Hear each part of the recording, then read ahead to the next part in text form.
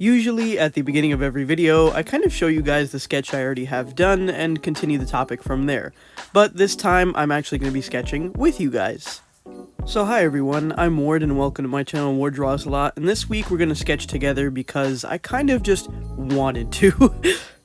Now, originally I was going to color in a drawing that I had done already and, go ahead and jump right into it, but the more I looked at the page and how much time it was going to take coloring it in, the more I was like, I don't want to do that right now, especially because there was just so much going on and I don't like doing a big piece of art or something that's going to take a long while if I know I got a lot of other things on my plate, because it's just going to set on my mind about how many other things I actually have to do. So as a result, I was like, you know what, let's do something that I'm going to enjoy and it's not going to take too long, so let's just sketch something out, which now that I have like mixed media paper, I can do that. The other papers that I would use, which was marker paper, is kind of hard to sketch on because they're so smooth, which makes sense because, marker paper is meant for like marker art. It's not really meant to sit there and sketch on. Usually you can sketch on that paper, which is what I do anyway. I sketch on marker paper anyway, but I noticed that there's a significant difference to me versus like when I do it on paper that's meant to sketch on versus marker paper, which is like meant for just the drawing itself. A lot of the time, the most optimal way to use marker paper is to sketch on a regular piece of paper and then use like a little light table thing, you know what I'm talking about, the light transfer device where you kind of like sketch or like trace it on top of a new piece of paper, and it makes it way easier for you to like actually go in and color something correctly. But I don't do that because I'm lazy. So I also don't know where my light board went. I have no clue. I bought it years ago and I've been looking for it ever since, and I'm just prone to believe at this point that there are little gnomes in my house that take everything from me and I can't find it. One time I lost a phone. I swear on my life this actually happened. I lost my phone in my house. I don't know where the hell it went. Me and my brother looked for it for days, and like it ended up just shutting off on its own, and we still have till this day no idea what happened. I'm just honestly like, I really think some entity took that shit and I just had to get a new phone. There was the biggest L of my life, at least one of them.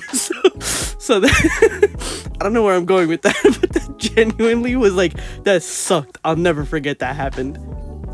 Getting back to what I was talking about, when things do stack up on each other, I have this bad tendency to, well, I don't know if it's necessarily a bad tendency, but I become overwhelmed. And whenever I'm overwhelmed, my body kind of gives its automatic reaction to do something that takes a lot of the load off of me. So coloring in that drawing for some reason felt like it was going to be an overload, but sketching something wasn't. And that's just something that I gained over the years, that it was like almost like a practice I did from when I was a kid, right? Where whenever I was overloaded or had too much emotions or whatever, I would just pick up a pencil and draw. And I noticed that that's just something that I've carried on to adulthood. And I honestly appreciate that. I can like that. So whenever I have like this feeling to draw on paper with just a pencil and an eraser, I do it, and it's mostly because it kind of brings me back into a place where I'm centered within myself, you know what I mean? Like, it's almost like my own Zen garden, even though I get irrationally angry with how I can't draw something. A perfect example is this hand right here. It took me so many tries. I don't know why I couldn't get it. It was honestly... it was pissing me the hell off. I was like, bro, why can I not like do this pose correctly? And you know what kills me is, I swear, I can almost promise you, like, that I've done this hand pose a million times before. And then right here, when it came to actually sitting here and drawing it for a video, I was like, bro, what the hell is going on? I can't get it right. I hate when that happens. That's just like, you know how to draw, but then in that moment, there's the one thing you're like, oh, how do I do this again? Like, you've completely erased it from your mind and it's gone. I just don't know what was going on there. But eventually I got it after a billion tries. I think it's genuinely so funny how art makes a lot of people who do it like so mad because they can't get something right, but at the same time we love to do it. It's honestly like really funny. It's kind of refreshing almost. It's like how do I explain? I don't know if you guys play a lot of video games, but I do. And like if it's something that even though I suck at it, I suck at playing video games, guys, I'm not gonna lie, except for some reason the Soul series. That's the only one apparently that I'm any remotely good at, which is very funny. But it's like you dying to a boss like a million times, and then you finally beat that boss on the last time, and and then you're like, yeah, fuck you. you're like trying to chump up the boss even though he killed you like a million times beforehand. So that's how I look at it. It's kind of like the challenge, and then finishing up the challenge at the end, and it's kind of like a satisfaction that's going on. It's like, yes, I did it, you know what I mean? Now when it comes to sketching, I like the look of sketching. There's something about the way it like actually physically looks on paper when it comes to, you know, just pencil and paper, that it just looks really satisfying to look at, and it creates like such a, I don't know, like a classic or a timeless look to it. I really like the way like the pencil just, I don't know how to describe it besides the fact that it just looks really pretty to me. Not just like when I sketch, that's like really self-absorbed, but when anybody sketches on paper, when any kind of artist does like a sketching on paper or like some kind of like doodle or whatever, I think that those are some of the most interesting kinds of artwork. It's just for the sole fact that I feel like it's very raw. You know what I can I always say, you know what I mean? I'm going to fucking scream. I'm gonna stop saying that. I'm gonna try not to for the rest of this video. So there's something really raw about when you sketch on paper, and I think it's because it is your most almost like purest thought of some kind of art within a span of time, instead of like thinking out an entire piece, right? Let's say you're gonna do a painting. You're thinking about what you're doing on that painting. You're gonna sketch it out. You're gonna plan it. How are things gonna go? Where belongs where? So this way it's like a very composited piece. It looks put together. But when it comes to sketching on a piece of paper, it's literally you throwing yourself at this piece of paper. It's very almost like, it's almost like a diary. There we go. It's almost like a diary that you put into a drawing, like right there in front of you. Although it doesn't seem like it, I definitely feel like it does. Sometimes, even if it's just like a shit post, like you're just doodling some kind of dumb little character versus like sketching out like some really nice and put together piece of art, I really feel like it tells more than any other art medium what kind of a person you are when you draw.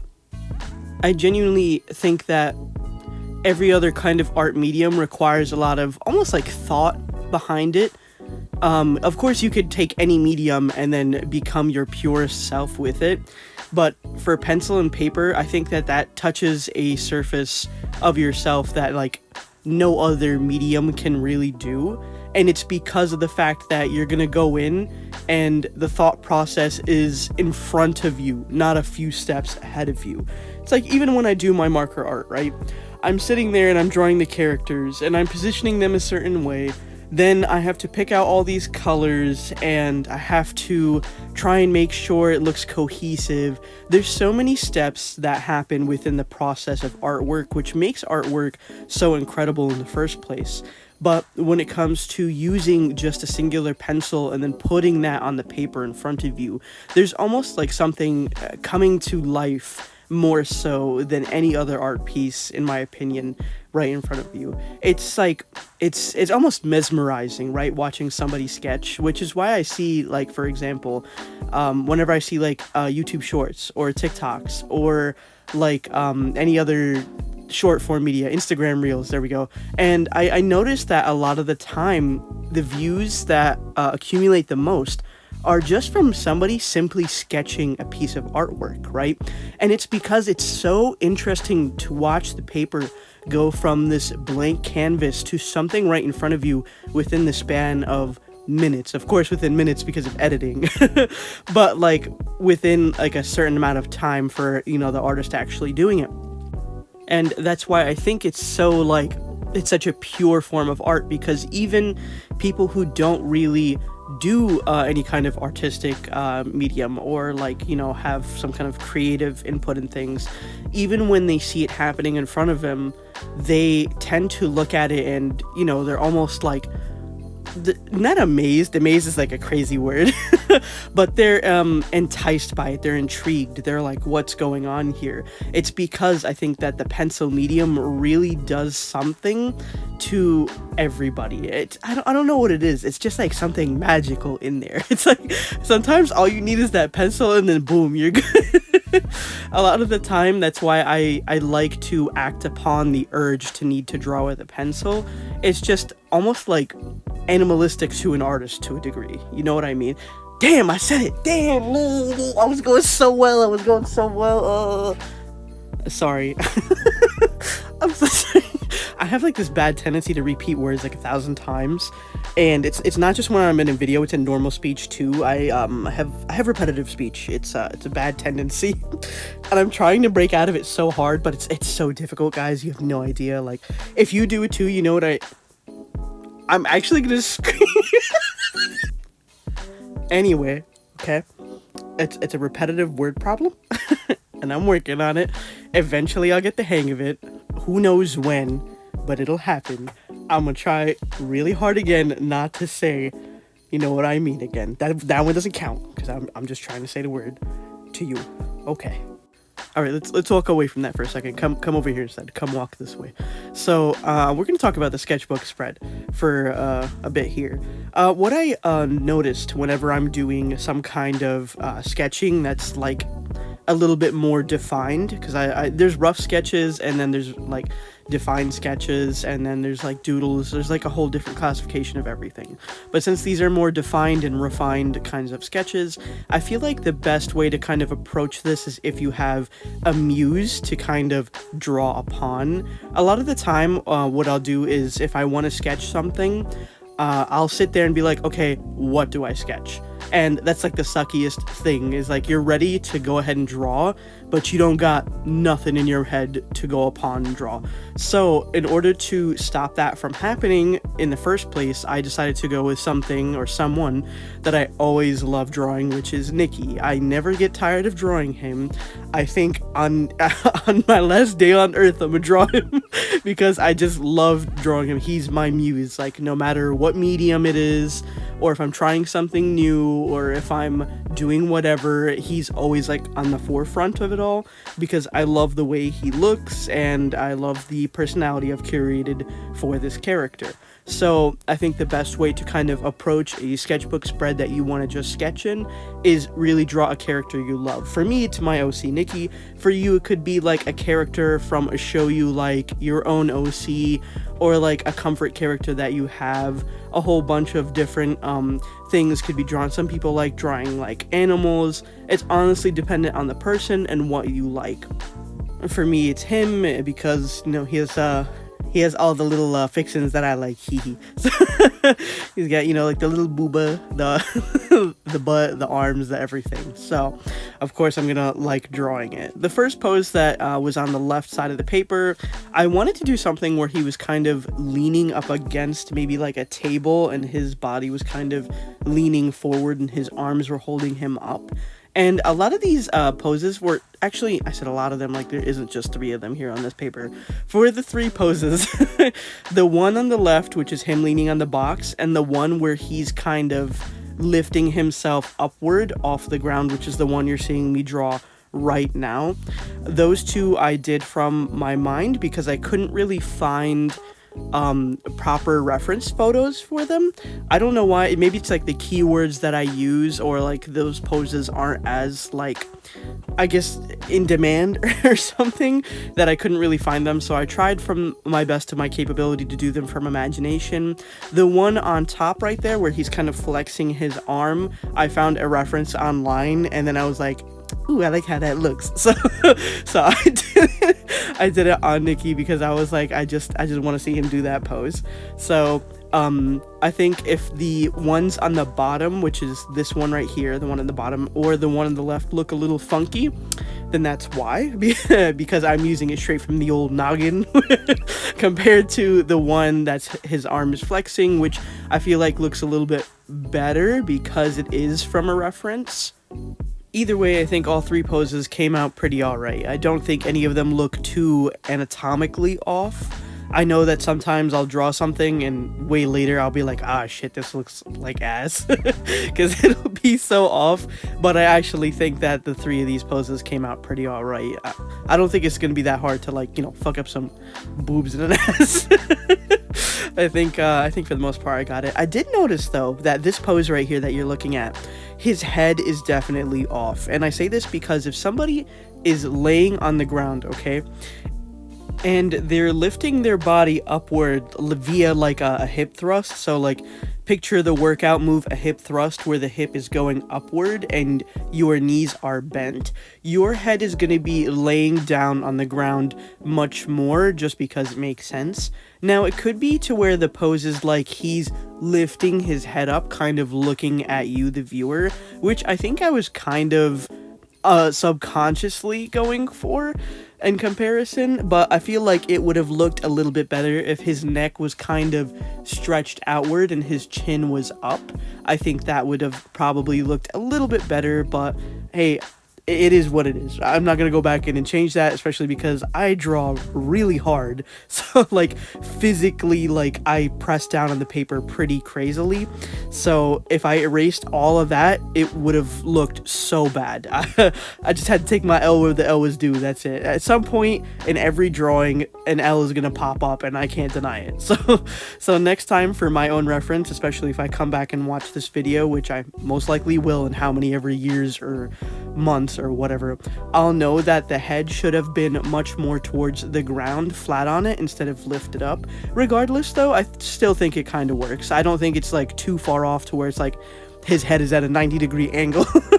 That would have been a little crazy, but I know now that it would have looked way better if I just let his head kind of lay back. I think that would have been much more comfortable for him, because I don't want to put the character in an uncomfortable position or an unrealistic one unless, you know, the character is able to do those poses, which he is able to because I make him able to. But you get where I'm going with this. They're supposed to like have some kind of sense when it's like drawing them anatomically, and I feel like it does make sense though, so it's not too far off.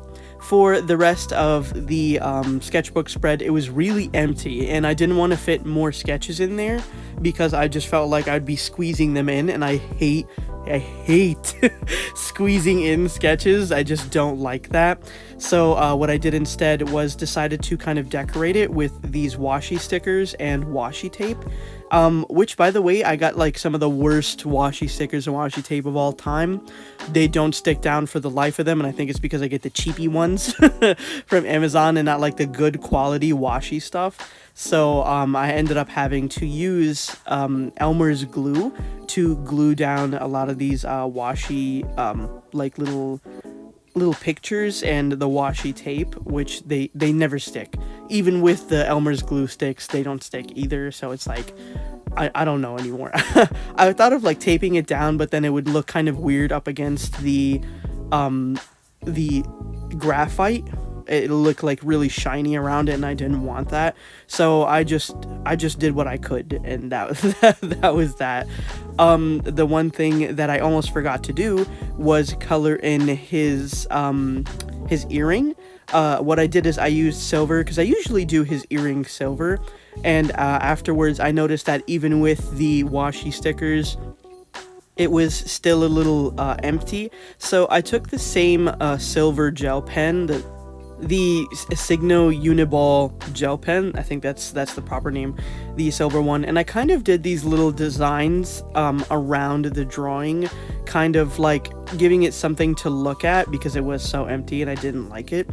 After I did that, I did feel like it looked a little bit better and it didn't look like too messy. I kind of thought that it was, you know, a nice additive, especially because it's not too far off from the color scheme that we've got going on here, and it would also kind of pay homage back to the earring, like it kind of belongs in the picture.